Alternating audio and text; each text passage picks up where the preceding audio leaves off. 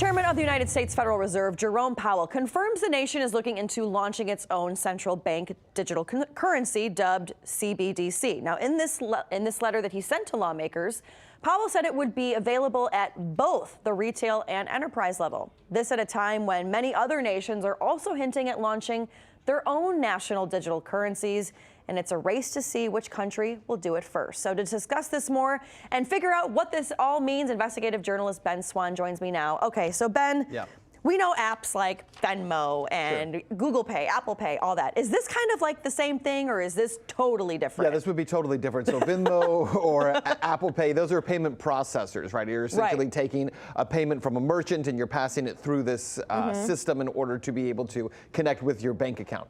What this is a digital currency. It would be much more similar to Bitcoin or other cryptocurrencies is the idea behind it. It would, of course, not actually be a cryptocurrency, because what makes a cryptocurrency a crypto is that, one, it's anonymous. Anything done through a central bank is not anonymous. And number two, it's decentralized. So a real cryptocurrency is decentralized among those who hold the coin. In this case, it would be completely centralized, i.e. the central bank that runs it. But what's interesting about this is that it really came to light because two congressmen, it was Congressman French Hill and Congressman Bill Foster, who sent a letter to Jerome Powell. And what they wanted to know was whether or not the U.S. is behind everyone else in the world in terms of developing a digital currency. And Powell responded by saying, oh, yes, we're looking into it. But they're really not looking into it. I mean, in reality, yes, they're kind of looking at it, but the U.S. central banks, the Federal Reserve Bank, is not actually looking at developing a digital currency. They are so far behind the rest of the world that it's almost laughable. Really? Yeah. That's not good. Not even close. Well, walk us through the positives and negatives to this digital currency, though, because for somebody like me, where business and the Federal Reserve is not my strong suit, that's why we go to you. Right. What are the positives and negatives? Okay, so the positive here would be, in my view, is that you attach people to feeling comfortable with having digital currencies so that they could move away from the Federal Reserve-backed digital currency and into actual cryptocurrencies, right, which create competition in currency. Now, the Federal Reserve Bank hates that idea. This is one of the reasons that they're so far behind on this, is because the Federal Reserve Bank doesn't have any real true incentive to want to create, number one, competition in currency. They don't want that. And number two, the U.S. dollar is the world's reserve currency. So the status quo serves the U.S. dollar. It does not serve other currencies around the world. That's why other nations are moving in this direction, and the U.S. is so far behind. Because if you have the world's reserve currency, and if everything is working with the SWIFT banking system the way it is now, then why would you want to change that? So they're not actually incentivized on any level to change it. You know, when Mark Zuckerberg was sitting in front of Congress recently talking about the Libra, which is the digital currency, it's also not a crypto, but the digital currency that Facebook is trying to create, a lot of the questions that the members of Congress kept going back to were questions about, well, is this something that the Federal Reserve could do? Or maybe the U.S. should do this, and we should just have, instead of Libra creating its own currency, maybe the U.S. should just create a digital currency. And you could tell kind of the wheels were spinning for some lawmakers who were thinking, why aren't we doing this? But the reason, again, that we're not doing it is because the system as it's set up right now, it serves the U.S. dollar, and to shift anything away from that system could potentially weaken the U.S. dollar. So when you're saying that other countries that were behind, what other countries are on the up and up Name on one. this? Name a country, and I'll tell you they're probably doing it. Let's see. Russia. China. Russia. Like, yes. Iran. Everybody.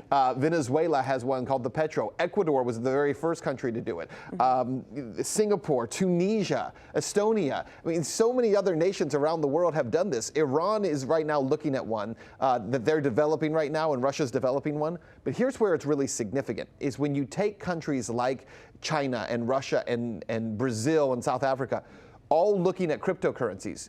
Why are they looking at them? They're looking at them in order to usurp the power of the U.S. dollar and to not have to trade in U.S. dollars, to be able to get around that. So again, while lawmakers are looking at it saying, well, why are we behind on this? Well, we're behind on it, and other countries are ahead because other countries are seeing the value of strengthening their currencies and strengthening their monetary system.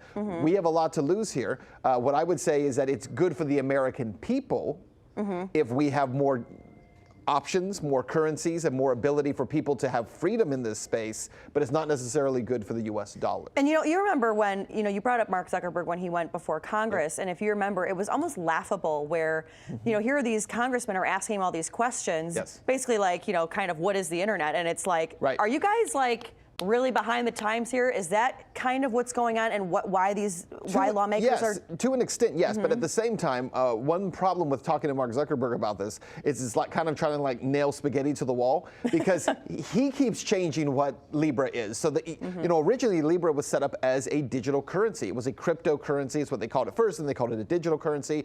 And then they started saying in this testimony, actually, it's a payment processor. It's kind of like a giant Venmo. And so they keep shifting what it consists of, because the problem is that if you create a currency and therefore you are a bank, which is what Facebook was essentially setting themselves up as, there's extreme amounts of regulation that go along with that. And so Zuckerberg and Facebook are trying to figure out a way to be a bank without having to go through all the rules and the regulation that apply to banks. That's why, again, it's like nailing spaghetti to a wall. Yeah. All right. Well, thank you so much for sharing this topic with us, Ben Swan, investigative journalist, and we'll see you on Boom Bust today at 4. Thanks, Ben. Hey YouTube, thanks for checking out our channel. We hope you enjoyed the video. We have tons of content for you just like this. For more of RT America's one-of-a-kind news and analysis, be sure to subscribe and never stop questioning more.